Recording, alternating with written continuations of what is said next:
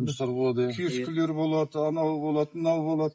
Бұл мына жердің байлығын көрсету үшін, оны дәріптеу үшін қажет. Ол енді бұл қазақ еліне пайда ғой.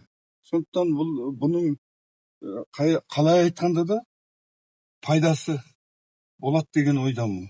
Оны енді мына арнайы жаңағы музей орындарында осының муляжын жасап қояды, мысалы. Осының муляжын кітапханада болашақта. Өйткені біздің кітап дегеннің тарихы осыдан басталады.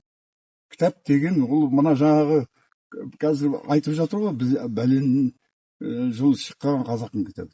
Қазақтың кітабы деген ежелде шыққан міне. Біз әуелі тасты, табиғаттың тасын соны өзіміздің мәдениетімізге бұрып, елге сауат ашатын жаңағы не жасадық. Ондай жасампаздықты ешбір халық жасаған жоқ.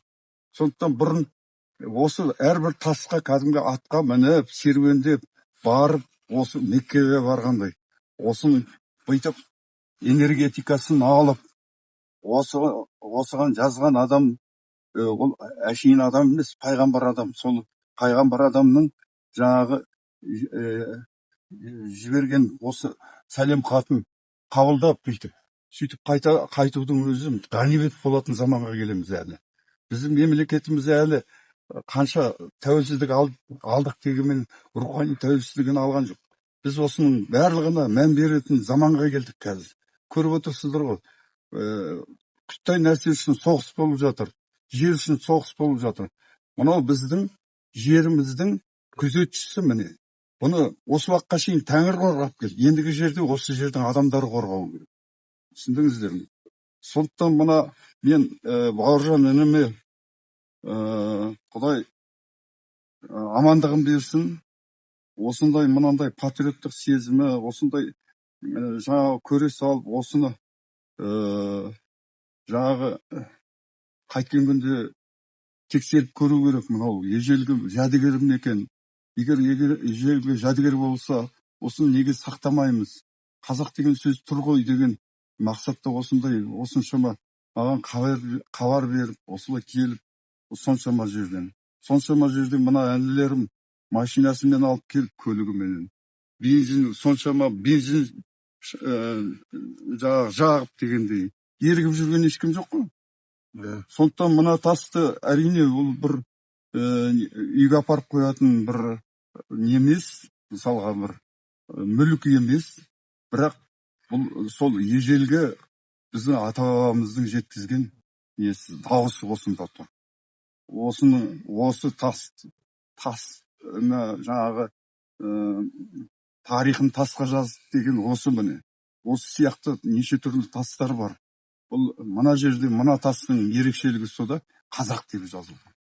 Ал енді қазақ деп жазылған анау жазудың иесі кім? Қазақ. Міне ұрын жазу деген, жасырын жазу деген сөз өзі. Жасырын жазу деген бұл кодовый жазу. Бұның мәні, мағынасы сода.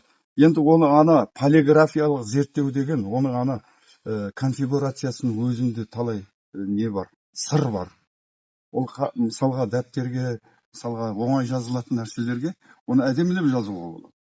Айшықтап жазуға болады. Ал мына тасқа жазған кезде далада ондай құрал болмаған жағдайда жазған тас. Сондықтан бұл тастың бұл символдық мәні бар. Біздің мына туымыз сияқты, гербіміз сияқты сондай өзінің мәні бар, мағынасы бар. Мен осы тұрғыдан келгенде бұл шынында да үлкен бір мәдени олжа деп есептеймін. Сондықтан мына сүйініш сұрауға болады халқымыздан. Міне Бауыржан соған сеп болып, сен осындай міне сергектік танытып, біздің мына табиғатымызда осындай біздің ата-бабамыздың қолтаңбасы жатқан соны елге жариялауының өзі бізге хабар беріп, көріңізші, маман ретінде деп айтуының өзі қандай үлкен. Сенің қазақтың кәдімгі қаны ойнап тұрған үлкен патриот жігіт екендігін. Осы елдің азаматы ретінде сенің мәртебең жоғары болатындығына мен сенімдімін. Өйткені осындай мәдени олжаны түсінетін адамдар бар. Сол түсінетін адамға жеткіземіз біз. Ғылыми тұрғыда осыны кәдімгі тарихқа енгізуіміз керек. Бізде осыны саналы түрде мына халықтың осы жазуды енді қайта жазу ауыстыру не үшін керек болды? Біздің тарихи жадымызды өшіру үшін керек болды. Сондықтан мына жазуды екінің бірі білмейді, әшейін бір таңба деп өте шығады. Міне солай өте шықпай, осындай жаңағы осы жазуды не зерттеп көру керек. Осы тиісті мекемелерге, мына адамдарға хабарласайын деп осындай жаңағы осы тасқа алып келуі Бауыржанның. Және мені үйден алып кетті мысалға. Осыншама кім ерігіп жүр осы заманда. Сондықтан мен үлкен жаңағы тәңір жалқасын деймін Бауыржан. Аман есен бол, бала шағаң қызығын көр. Бұның енді түсінетін адамдар бұған мән береді деп ойлаймын алдағы. Енді сол мына жақтан да түсір, былай қарата түсір.